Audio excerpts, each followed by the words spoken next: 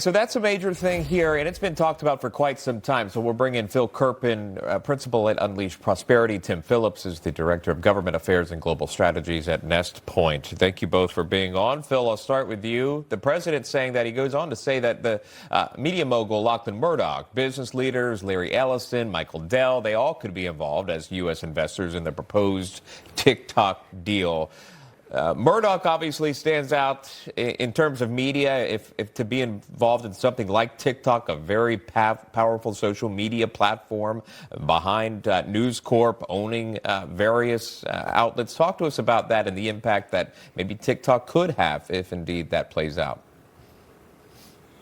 Well, I think the good news is that we're finally going to be kind of on the right side of the law. It's been a little bit uneasy seeing the president delay enforcement of a law that passed with pretty big bipartisan majorities. And it's taken much longer to do these negotiations than I think it should have. And as I said, the president had to kind of bend the law to get here. But I think that this deal could be very, very positive. It allows TikTok to continue operating, but not under control of the Chinese Communist Party, where it's going to be domestically owned and controlled. And it looks like they put together a consortium of a lot of very effective people. I think that this is probably going to be a very favorable deal. The only issue, I think, from a practical standpoint is it looks like the U.S. TikTok is now going to be separate from global TikTok. And so people who are trying to appeal to a global audience are going to have to post in two different places. There are going to be some logistical challenges with that. But the main goal of the Trump administration was keep TikTok up and running so the millions of people who use it can continue to enjoy it and make sure that the data is not all flowing to China. And it looks like they've accomplished it. Yeah, so Axios has a little bit more details. Oracle would retrain the algorithm to protect U.S. user data, and then also folks don't actually need to re-download the app if you've already got it on your phone.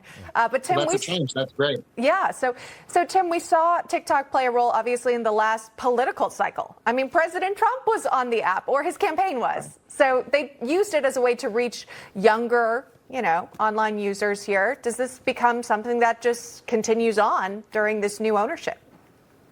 It's the best way to reach younger voters, I think, other than person-to-person contact. And it's crucial that the algorithm, what people are seeing, and all the data collected by TikTok on the tens of millions of users, it's important that not just go right back to the Chinese Communist government. So this is an important deal to get done for the national security of the United States. TikTok's going to remain a powerful force in modern American politics and culture.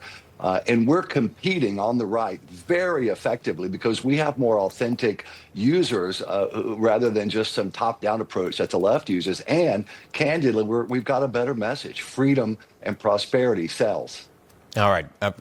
We appreciate that. Joining us, Phil Kerpen and Tim Phillips. Thank you both, gentlemen. Good to see you. Thanks. Well, President Trump encouraging Attorney General Pam Bondi to take action against a number of his political